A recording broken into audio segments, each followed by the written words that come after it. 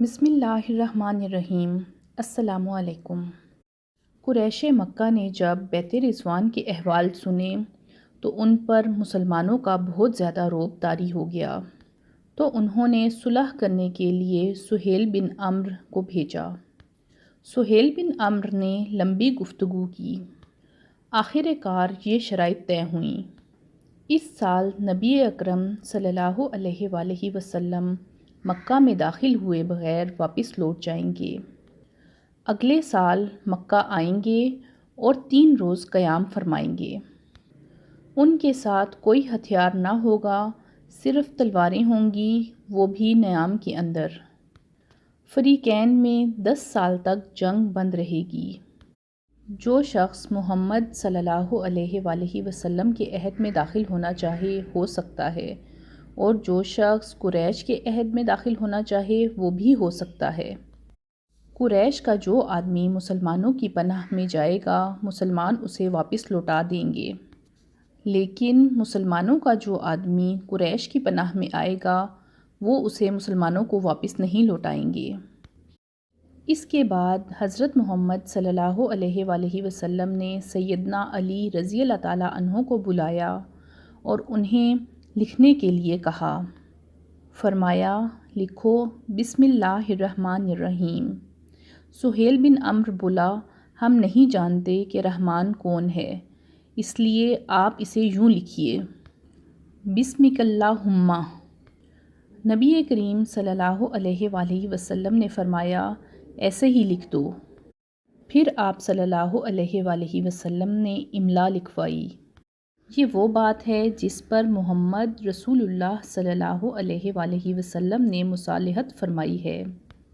اس پر سہیل بن عمرو بولا، اگر ہم آپ کو اللہ کا رسول جانتے تو آپ کو بیت اللہ سے نہ روکتے اور نہ ہی آپ سے جنگ کرتے، لہٰذا آپ محمد بن عبداللہ لکھوائیں۔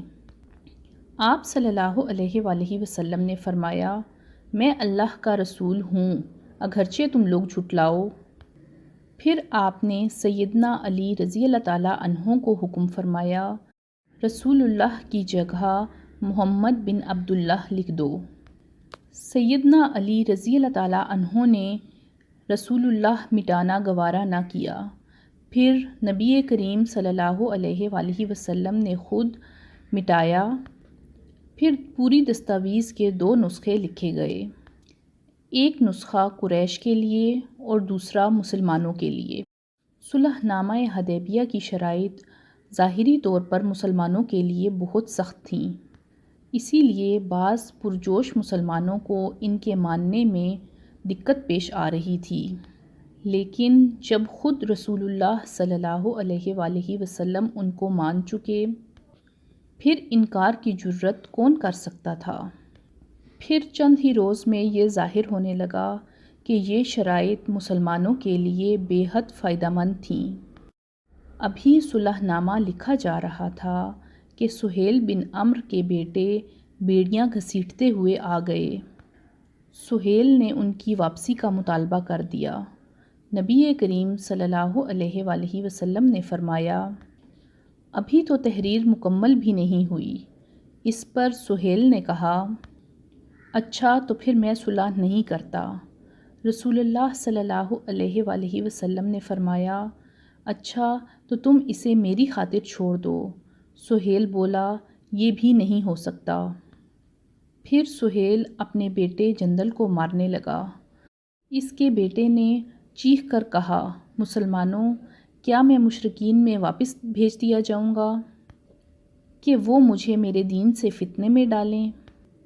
اس پر اللہ کے رسول محمد صلی اللہ علیہ وآلہ وسلم نے فرمایا، صبر کرو اور ثواب کا باعث سمجھو، اللہ تمہارے لیے اور تمہاری طرح کے تمام مسلمانوں کے لیے کشادگی اور پناہ کی جگہ بنائے گا۔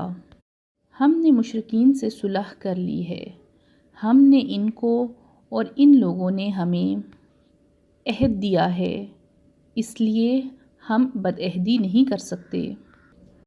اس صلح کی وجہ سے اسلامی دعوت پر بہت اچھا اثر ہوا۔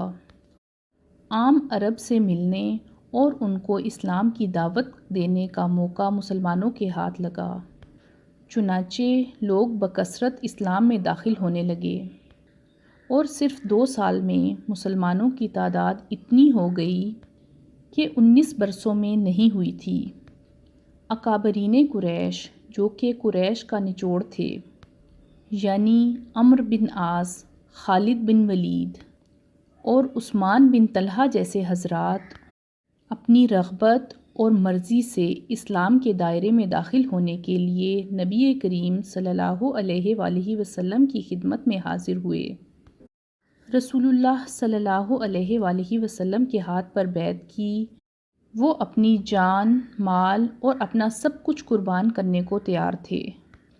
تب آپ صلی اللہ علیہ وآلہ وسلم نے فرمایا، مکہ نے اپنے جگر گوشوں کو ہمارے حوالے کر دیا۔